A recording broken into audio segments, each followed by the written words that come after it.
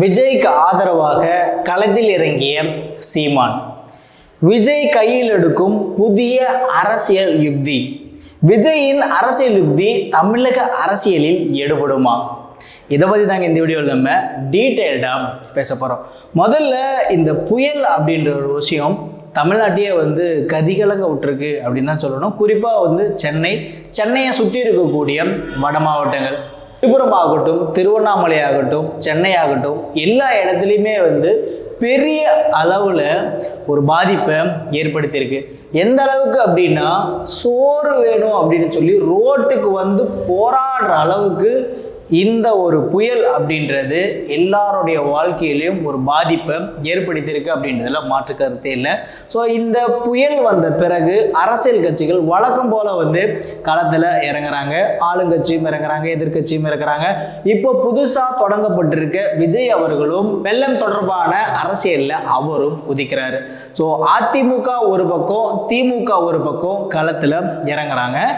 ஆனால் விஜய் அவர்கள் வித்தியாசமான ஒரு முறையில் இந்த வெள்ள நிவாரணம், இந்த வெள்ள பாதிப்பு இந்த விஷயத்தை கையாளுறாரு. அந்த ஒரு விஷயம் அப்படின்றது தமிழக அரசியலில் மிகப்பெரிய ஒரு பேசும் பொருளாக மாறுது. என்னடா அப்படின்னா, தம்பி முதல்ல ஏசியை முட்டு வெளியே வைப்பா, இதாயா விசிலடிச்சா கொஞ்சங்களோட அரசியல், இது அரசியல்பா, சினிமா இல்லை அப்படின்ற மாதிரி பலதரப்பட்ட மிக கடுமையான விமர்சனங்கள் விஜயின் மீது வைக்கப்பட்டது. என்னடா அப்படின்னு பார்க்கும் பொழுது, பல அரசியல் கட்சிகள், இதுக்கு முன்னாடி இருந்த ஆளுங்கட்சி ஆகட்டும், இப்போ இருக்கக்கூடிய ஆளுங்கட்சி ஆகட்டும், எல்லாருமே இந்த வெள்ளம் அப்படின்னு வரும்போது களத்தில் இறங்கிடுவாங்க. ஸோ மக்களோட மக்களாக நின்றுவாங்க. அவங்களுக்கு தற்காலிகமாக என்ன தேவையோ, அரிசியோ பருப்போ சேலையோ இருக்க இடமோ புடவையோ என்ன தேவையோ அதை அந்த நேரத்தில் பண்ணி கொடுப்பாங்க. ஆனால் விஜய் அவர்கள் என்ன பண்ணியிருக்காரு அப்படின்னா, பாதிக்கப்பட்ட மக்கள் அவங்கள அவருடைய கட்சி ஆஃபீஸுக்கு கூட்டிகிட்டு போய் உட்கார வச்சு பேசி அவரால் என்ன முடியுமோ அந்த நிவாரண பொருட்களை அந்த மக்கள்கிட்ட கொடுத்தாரு. இந்த ஒரு விஷயம் அப்படின்றது மிகப்பெரிய ஒரு பேசு பொருளாகவும் மாறிச்சு. மிக கடுமையான ஒரு விமர்சனத்துக்கும் உள்ளானது. இதற்கு இடையில என்னடா நடந்தது அப்படின்னு பார்க்கும் பொழுது, விஜய் அவர்கள் ஒரு அறிக்கையை வெளியிட்டிருக்காரு. மக்கள் துன்பப்படும் வேலையில ஒரு குறிப்பிட்ட ஒரு கட்சியை சொல்லி, ஒரு தலைவரை சொல்லி குறை கூறி அரசியல் பண்றது அப்படின்றது காலங்காலமா நடந்துட்டு இருக்கக்கூடிய ஒரு வார்த்தையை பயன்படுத்தியிருந்தாரு, சம்பிரதாய நிகழ்வு அப்படின்னு சொல்லியிருந்தாப்புல. அது மாதிரி தமிழக வெற்றி கழகம் செய்யாது, அந்த அரசியலை எப்போது கையில் எடுக்காது அப்படின்னு சொல்லியிருந்தாப்புல. என்னடா இது புதுசா இருக்கே அப்படின்ற மாதிரி தான் இருந்தது. ஆனாலுமே ஒரு மக்கள் ஒரு விஷயத்தினால, ஏதாவது ஒரு குறிப்பிட்ட ஒரு விஷயம், வெள்ளனே வச்சுக்கோங்களேன், வெள்ளத்தில் பாதிக்கப்படுறாங்க அப்படின்னா, ஒரு தலைவர் அப்படின்னா எம்ஜிஆர் காலத்திலிருந்து இப்போ வரைக்குமே உதயநிதி முதற்கொண்டு எல்லாருமே பாதிக்கப்பட்ட இடத்துக்கு போய் அந்த மக்கள்கிட்ட என்ன ஏதுன்னு பேசி பார்க்கறதா ஒரு அரசியல் கலாச்சாரமாக இருந்துட்டு இருக்கு.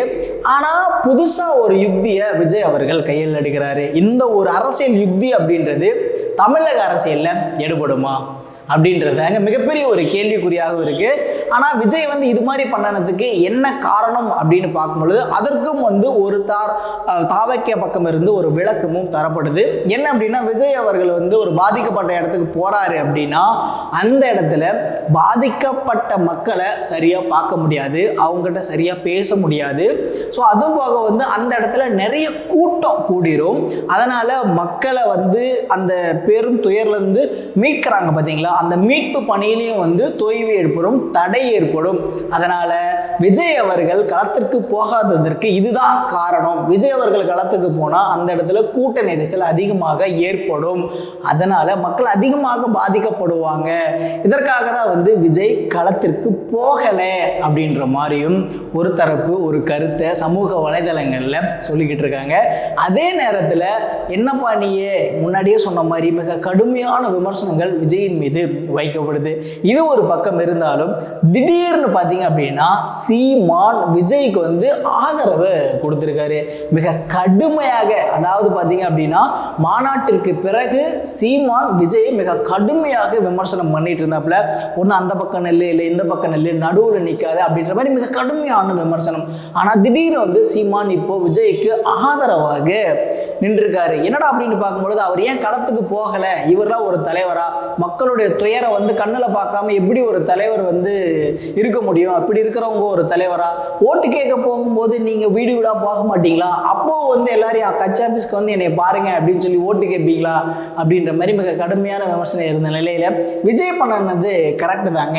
பாதிக்கப்பட்ட இடத்துக்கு போகும்பொழுது அங்கே மிகப்பெரிய ஒரு கூட்டம் கூடுங்க. அவரை பார்க்கறதுக்கு சில கூட்டம்லாம் கூடும். அப்படிங்கும்போது அந்த இடத்துல மிகப்பெரிய ஒரு கூட்டம் கூடும், மக்கள் மேலும் பாதிக்கப்படுவாங்க. அது சரிதானே அப்படின்ற மாதிரி தடாலடியா வந்து சீமான் விஜய்க்கு வந்து ஆதரவும் கொடுத்திருக்காரு. விஜயனுடைய இந்த ஒரு செயல்பாடு தான் பார்த்தீங்க அப்படின்னா தமிழக அரசியல மிகப்பெரிய ஒரு பேசு பொருளாகவும் மாறி இருக்கு. இந்த வீடியோவினுடைய இறுதியா நம்ம சொல்றது என்ன அப்படின்னா, விஜய் அவர்கள் புதுசா ஒரு அரசியல் யுக்தியை கையில் எடுத்திருக்காரு.